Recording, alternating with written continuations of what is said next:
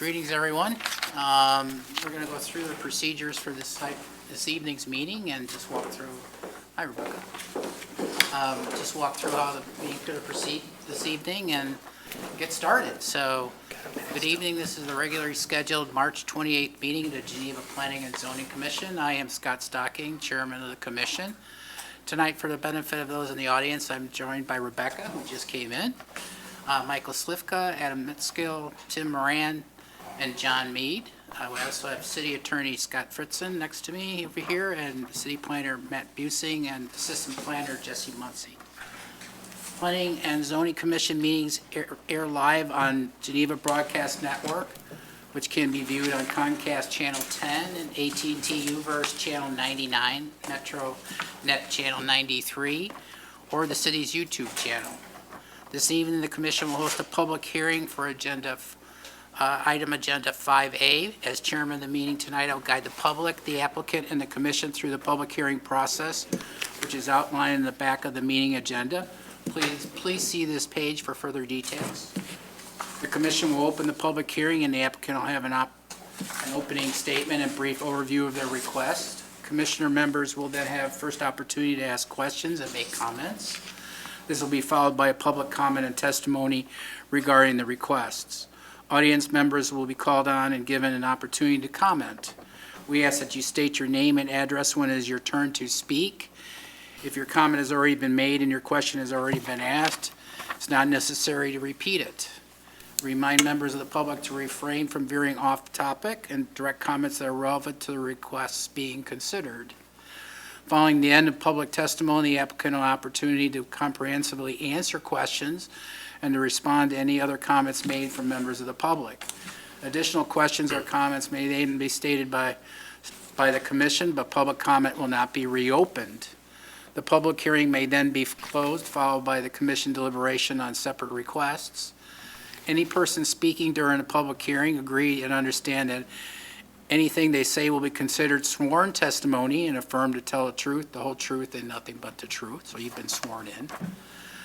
In order to help the quality of the meeting broadcast, I would remind all commissioners they must to mute themselves. To mute themselves, except when they are addressing the commission, so we don't have these feedback problems. Commissioners are also encouraged to state their name prior to speaking and prior to providing a roll call vote to better assist our record keepers, for example, stocking yea, nay, or abstain. Okay, are there any questions on how we're going to proceed? All right, very good. Anna, will you please call the roll? Mead? Mead here. Evans? Slivka? Slivka here. Holloman? Holloman here. Mataskill? Mataskill here. Moran? Moran here. Stocking. Stocking here. Okay, next item is the approval agenda for this evening's meeting. Moran, move to approve. Second, Slivka. Moved and seconded. All those in favor? Aye. Opposed? All right. Item number 4 on the agenda is approval of minutes of February 8th, 2024 meeting. Any changes, omissions? Nope. Move to approve. Mead. Moran, second. Moved and seconded. All in favor? Aye. Opposed? All right. So we'll move on to our single public hearing item this evening. It's 130 South Harrison Street variations, request for a variation from a section 11-5D-4 lot and area requirements to reduce the street setback from 15.16 feet instead of the required 20 feet for a proposed front porch. The applicant is Han and Michaelina Tunka. I hope I got that right, or at least close. Location 130 South Harrison Street. Do you have some things for the record? Yes. Alrighty, so the contents of this file include an application for a variation filed by Han and Michaeline Tunka, thank you, dated January 18th, 2024. Includes the following items: a letter of intent, a response to the variation standards, a plat of survey, a list of property owners within 500 feet of the subject property, an affidavit attesting to the accuracy of the list of property owners within 500 feet of the subject property, a copy of the letter to all property owners within 500 feet providing notice of the application being filed, a certificate of publication from the Daily Herald for the legal notice that was published on March 13th, 2024 for tonight's public hearing, a copy of the public hearing notice mailed to all property owners within 500 feet, and a staff report from the Community Development Department to the Planning and Zoning Commission dated March 28th, 2024. All right, very good, thank you. All right, we'll hear from the applicant.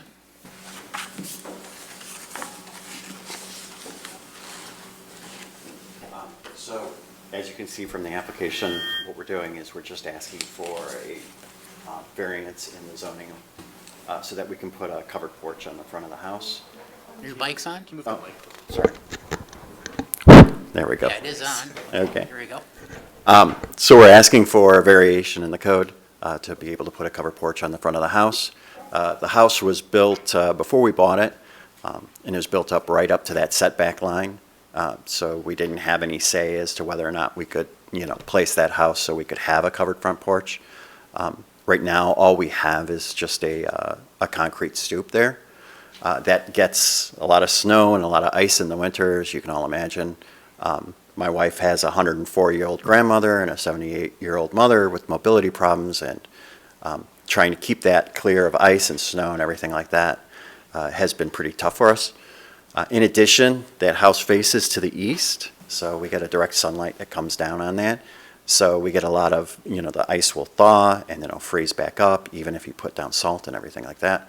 And it also causes a lot of damage to that front stoop. So there's a lot of pot marking on the concrete and everything like that. So, yeah, that's basically why we're asking for that variance. Okay. Any questions from the commissioners? Yes, Tim? Can I just ask, can you state your name and address for the record? Sure. Han Chunka, 130 South Harrison Street, Geneva, Illinois. Thank you. 20 years. Any other questions, comments? Okay, all right, thank you very much. Thank you. All right, we'll hear from the public. Just take it one at a time. Yes, sir, please come forward. And my name's Timothy Thompson. I live at 50W066 Illinois Route 38, Maple Park. And I purchased the lot that's at 100 South Harrison about a year ago. The problem we have is he has my property on that survey there. I've got the survey of my property if you want to look at it, but his survey encroaches into mine. He's got the measurements on here. Don't think he does. About 7 foot on the back side, 11 or 12 feet on the front side. So, if you're doing a variance should be strictly for his property, not somebody else's. And if this section is disputed, that needs to be handled and taken care of before you vote on anything. If you vote on this, you're giving, as a body, saying his survey is 100% correct. And it's not. If you pulled out, which is in the building room, when that house was built, it'll show that lot right up to his white fence, which is actually shown on his drawing there. And it's not on the other side. I have the deeds and everything in my survey showing, like a title insurance. I just purchased it a year ago. So I own that section of land. I really don't want them to vote on a piece of property that I own. I'm asking, I haven't even built my house yet. So, but I'm not asking for a variance for my property. He's asking for his. So he needs to ask for just his and not put my property on there. So, I could show you all the document in the world to tell you it's mine, but this is a hearing for a variance, not a courtroom to decide who owns that. So I would say you need to, I would request that you postpone it until after. If he wants to take me to court on it, that's fine, or just go back to his original drawing that the house was built on. If he doesn't have it, I can call Dave Peterson. He's one of my customers. He may have it in his file. You know, they said they don't have it back here, or they can't produce it. But I can call him and bring that back in. Okay. But I'm pretty sure that, I guarantee you that's not on, he doesn't own that. Never had, it has never been part of his property. Scott, do you care a comment on that? So I think the issue tonight is, and I understand what you're saying, but I think for the commission's purposes, My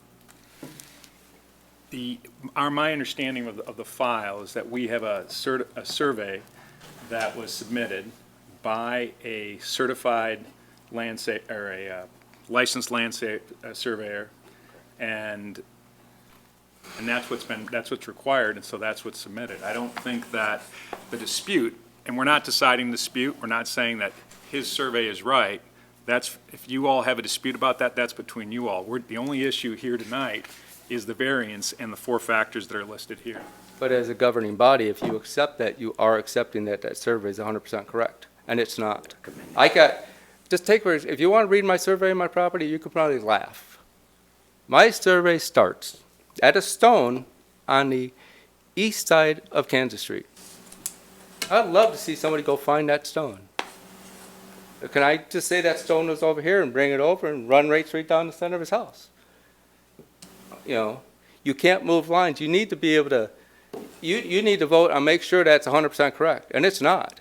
I'm here to tell you it's not 100% correct. And until that variant, if he wins in court, have his variance all he wants. I won't be here to say anything. But you can't give a variance as a governing body on that survey if you don't know it's 100% correct. I've got surveys from every single property around that show that that's not his. Every single one back from 1854 to current, when that subdivision was developed. Every single one uses the same line. It's real easy. You can go out there and just measure it. It's real simple. And you know that's not his. So again, this body's job is not to adjudicate which survey is correct. This body's responsibility is to look at the application as submitted.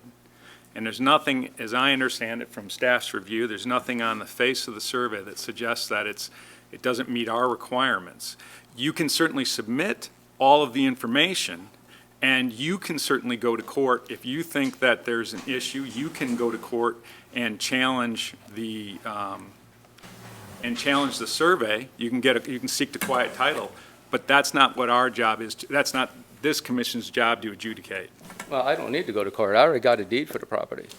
And if you know, but you as a governing body are giving him the okay that what he turned in is 100% correct. And that's why you can look at the surveys that's right in front of you. Why he's got the triangle on that south side. He just moved his lot north. It'd be nice to move. I mean, if I want to go in, I just put somebody else's lot and ask for variance? So again, It's not correct. the issue before the commission tonight is not to adjudicate or quiet title if there's a dispute between landowners. But I'm just asking you just to postpone it until the dispute's solved. Then let it go. Because if you do, you're accepting that, which gives him precedence in court over me. You are saying, yes, it is. It gives you precedence in court. Ask your attorney, or you are the attorney. I am the attorney. But you know for a fact it's giving him that. No, I don't know Because he that. knows, he told me that if he takes that property, which, you know he doesn't own it because the road is never put through, it was never dedicated. If he owned that property, that road would have had to go through. That road would have had been dedicated. He said that somebody from the city said that I will have to pay for his road if he does actually win in court. How in the heck does that happen? Well, I don't know what conversations I you're. don't know, but it's just like, I mean, you know, I can give you, if you want, I don't have all the copies, but I've got only 5, if you want to see what I'm talking about. Mr. Chairman, Yeah. anything that he would like to submit, he can certainly submit for part of the record. But Certainly. again, this body, one, we're a recommending body, number one, and number two, we're not adjudicating And I any would dispute. love to, you put one of my surveys in the file, so you're accepting both surveys. Because you are accepting his, but I want to make sure mine's in there. If you want to submit it, It's fine, submit it. Can I just bring it up? Bring it right up here. And I got all the copies of it. That's So fine. he shouldn't, in court, he shouldn't have residence over him. Yeah. Okay. Do you have anything else further, No, sir? that's pretty much all I want. All right, thank you. Anybody else wish to speak on this matter? Nobody else wishes to speak on this? Okay, all right. Motion to close public hearing? Second, Slivka. moved and seconded. Anna, please call the roll. Mead, Mead, aye. Slivka, Slivka, aye. Holloman, Holloman, aye. Madaskil, Madaskil, aye. Moran, Moran, aye. Stocking. Stocking eye.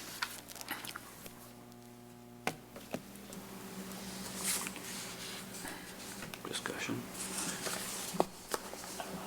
No, okay. Absent discussion, I'd like to make a motion, Mr. Chairman. I'd like to make a motion for a variance from section 11-5D-4 lot and area requirements to reduce the street setback to 15.16 feet instead of the required 20 feet for a proposed front porch at 130 South Harrison Street, pin number 12-02-380-045, subject to the findings of fact contained in the staff report. Moran, second. Moved and seconded. Anna, please call the roll. Mead, Mead, aye. Slivka, Slivka, aye. Holloman, Holloman, aye. Madaskil, Madaskil, aye. Moran, Moran, aye. Stocking. Stocking eye. Okay, Matt, how's it going to council? So the next available council date is April 15th. I'll shoot you guys an email. We're off tomorrow, but I'll shoot that over to you on Monday, just to confirm if that works for you. If it doesn't, we can find another time. Alrighty, thank you very All much. right, thanks, everybody. Appreciate it. Okay, next item on the agenda is public comment. And this is a standard thing we have every day, every meeting. When recognized by the chair, please proceed to the podium, state your name for the record, and provide your public comments. Please understand your time to be heard by the public. It's your time to be heard and the public body's time to listen. No discussion or debate will follow. So we just open it up. If anybody has concerns, people actually do come in and ask us stuff, which is okay, because that's why we're here. So if anybody does, please step forward. We'll hear what you have to say. Okay. All right. Very good. Hearing none. Matt, what do we got for other business? Yeah, so just a couple items I wanted to update everyone on.